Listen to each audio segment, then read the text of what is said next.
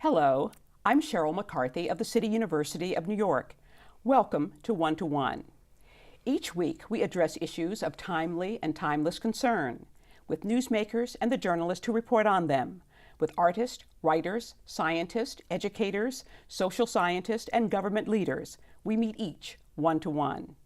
I'm delighted to welcome the writer Marilyn Johnson to the program. For each of us who've spent hours doing research at libraries, as students, as academics, or as readers looking for a book to help us in our work or transport us to another time or place, librarians have been the gatekeepers. But the role of the librarian is changing. Marilyn introduces us to these men and women and their backstories in her wonderful book, This Book is Overdue, How Librarians and Cybrarians Can Save Us All. It's just been published by Harper Collins and has received positive reviews. Marilyn, a book about librarians? Yes. What possessed you? Well, I wrote a book about obituaries and obituary writers, and I came across some obituaries of amazing librarians. Some of them were the heart and soul of their community, and some of them were taking their profession into the digital age, really on a frontier of information. And I thought, what better seat to sit in and watch the digital age unfold? It's turned out to be fascinating. So you really found that they were kind of visionaries, right? Oh, absolutely. Tell me about one or two. Well, I'd like to tell you about Henriette Avram, who is a hero to a lot of librarians. She was a systems analyst. She wasn't a librarian, but she worked at the Library of Congress, and she took all those card catalogs, remember card catalogs? Right. And she turned them into a searchable digital archive. She made them computer searchable.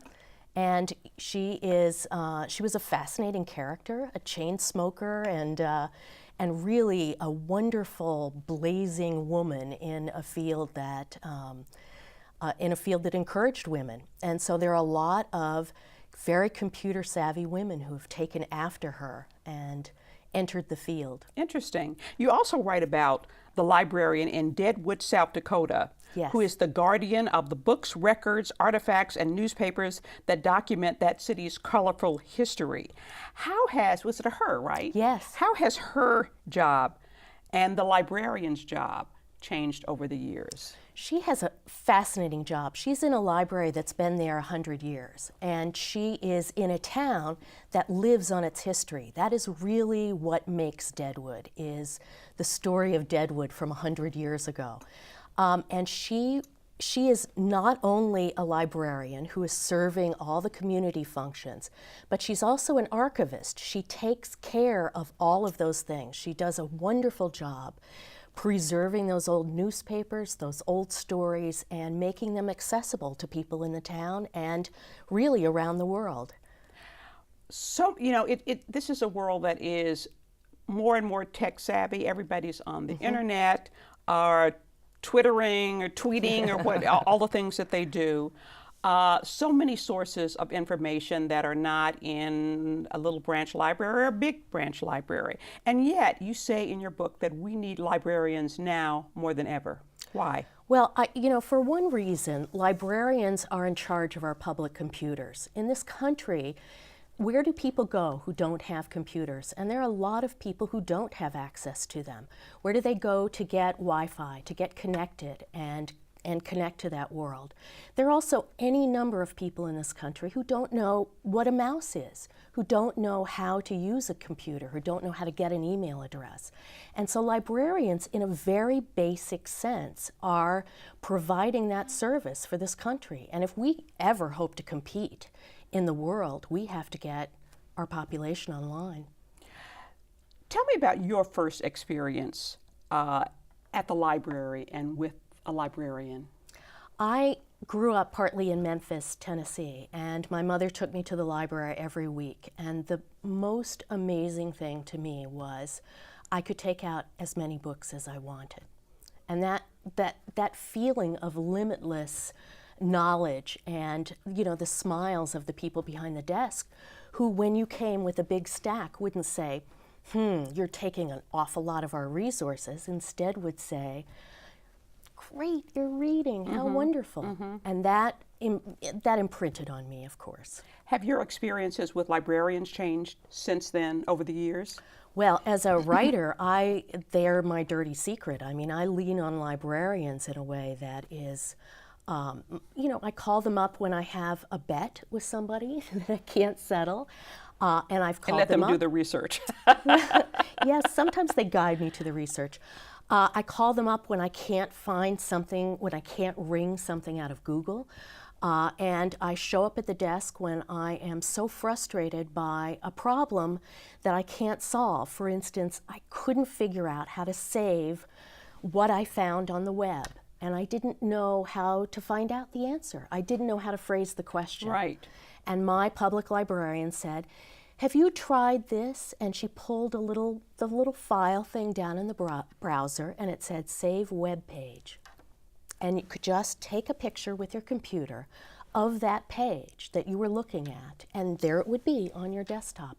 That, to me, opened up the whole world. And sometimes, as you said, it's a matter of finding somebody who can show you how to phrase the question, right? Oh, absolutely.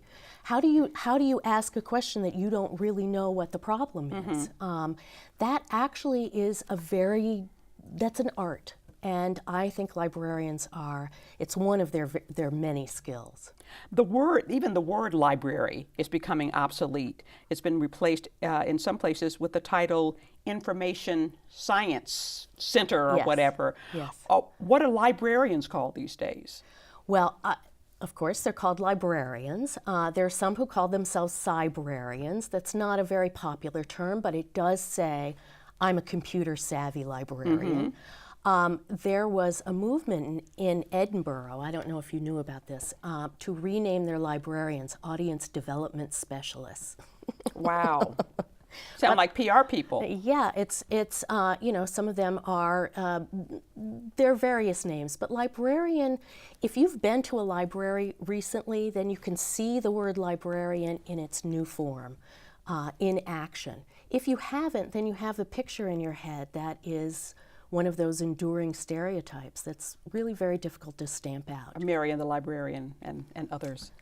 You say that what makes librarians invaluable and indispensable is that they want to help us. Yes. And they're not trying to sell us anything. Are librarians one of the few creatures left who we can trust? Absolutely. And, they are not trying to sell us anything. They are impartial. They're interested in the accuracy of something, and they want to be of use. Really, they want to help us. How refreshing. But if you've got Google, and you mentioned Google earlier, hasn't Google, to some extent, all the other search engines, replaced the old-fashioned librarian? It has brought us into the librarian's role more than ever. And, I do not want to, I don't want to stamp out Google. I mean, it has empowered me. It's been a fantastic tool, but it can't answer every question. And no matter how many books it digitizes, it is not going to get our collected wisdom online for us anytime in our lifetimes. It is a wonderful tool. The librarians know how to use it even better than I do. I love the example, sort of the hypothetical that you gave of the person who goes to the reference desk and asks the librarian, where can I find a book on Buddhism? Buddhism. Yes, and if you Google Buddhism, you get 15 million entries on how to shake your booty. You don't get anything about Buddhism, which in fact might be what the person is asking for. The subject of her inquiry. At the beginning of the internet revolution, I guess, which started in the 80s, when did it start? Well, yes, I guess the 90s, the New York Times went online in 97, so really the 90s was when it was, when it started filtering out. Okay, but at the 80s, 90s, librarians still resisted internet access. Why, and what made that change?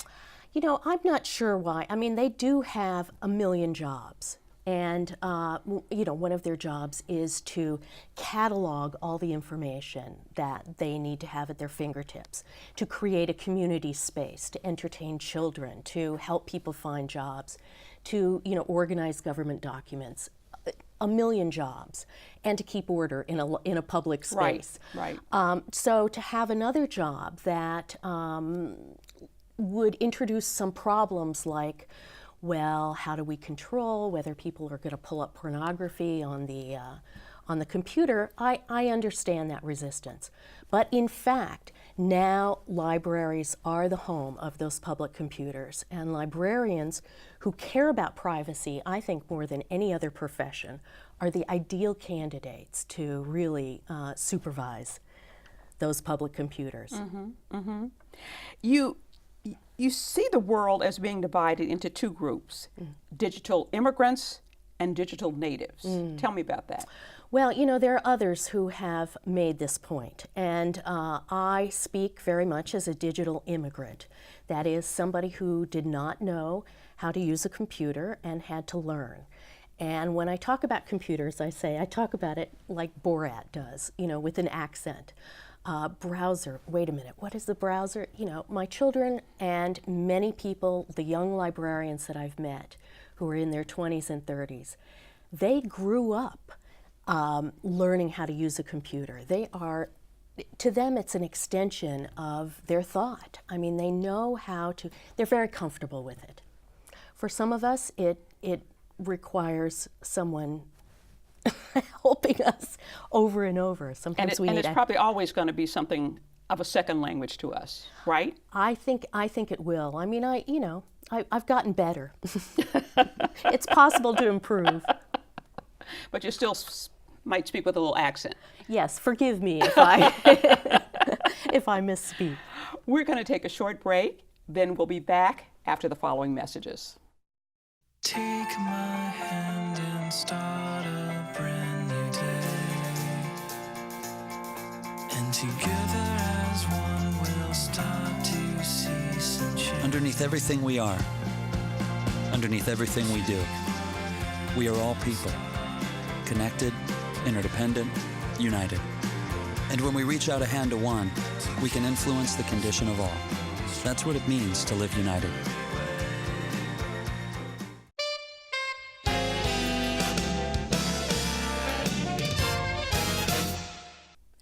Welcome back to One to One. I'm Sheryl McCarthy of the City University of New York, and I'm talking with Marilyn Johnson, the author of This Book is Overdue: How Librarians and Cybrarians Can Save Us All. It's just been published by Harper Collins. You write that in the last decade, librarians have become avid bloggers. What are they blogging about? Oh, they're blogging about all kinds of interesting things. Many of them are really pioneers in social networking and in using the computer, and they want to share their knowledge. So, in fact, I learned a lot of what I know about computers by following these techie librarians. But some of them are blogging about the crazy stories that happen in their libraries. And they're telling tales, sometimes they're anonymous, tales of crazy things that happen in the library. I can imagine. You also write about librarians as defenders of our privacy, and you tell the story of the Connecticut Four. Tell us about that. Well, the Connecticut Four is a man who runs the consortium in Connecticut and 3 librarians who were on his board. And this was a consortium of libraries. Yes, a group of libraries. And they received a national security letter from the FBI asking for information about who was on one of the computers on a specific date. And they decided, even though this was permitted under the Patriot Act, that it was that it violated their constitutional rights of their patrons, and that as librarians they felt guarding their patrons' privacy was a very important value of theirs. So they challenged the constitutionality of the national security letter and went to court, had to be gagged for a year, and actually while the thing wended its way through the court and before the Attorney General dropped the suit, they were not permitted to tell anybody that they were being pursued for this information.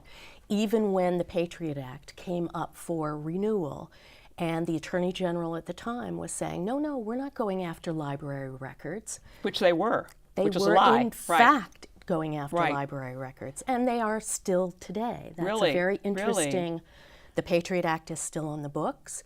Those national security letters are still going out. And unless you are a patron of some of those libraries in Connecticut, I would be very wary of you know, your library records may in fact be in the FBI's hands. Right. You write about how some librarians have actually taken to the streets and become activists. Yes. It's, well, to me, this is a fascinating development because librarians traditionally have been very passive in the sense that they sit and wait for the patrons to come to them. They wait for someone to bring a question to them. Or to ask them for a recommendation. But more and more librarians are getting out there and saying there are populations of people who can't or don't come through the doors of our library. And they may need information services. And that was the thinking behind Radical Reference, which was born right before the Republican convention in New York City, that was held in New York City, when 500,000 protesters were expected in the streets of New York, and there were librarians saying they're going to need information. They're going to need to know what streets are closed. They're going to need to know legal aid numbers. They're going to need to know, you know, what the convention schedule is, what the Patriot Act says. Where the non-existent public toilets are. They're going to need to know where to go. Right. So they put little information hats on and waded into the crowd with smartphones and binders full of information. And they provided an invaluable service. And as I say in the book, rumors are the engines of mobs. I credit them with keeping violence in a very charged atmosphere from happening. That's amazing. What are zines? And Zines. should anybody, they're zines, ah, well, there you go. What are zines, Z-I-N-E-S, and should anybody care? Well, yes, because anyone can make a zine. A zine is a handmade booklet, and there seems to have been a culture that has grown up around them. In the 90s, zines were wonderful outlets for a kind of underground culture, for gay cultures, for outsider cultures, for kids who were sort of off the grid, and for homeschooling mamas. And they are created and distributed by hand. And there are librarians who are collecting them. And one of the librarians that I followed collected them. I mean, my book, I'm very fortunate. I am being published by a major publisher. There are so many more people who are writing, and you see this on the web all the time, writing and expressing themselves, telling the story of their unique lives. So it's a sort of cheap version of,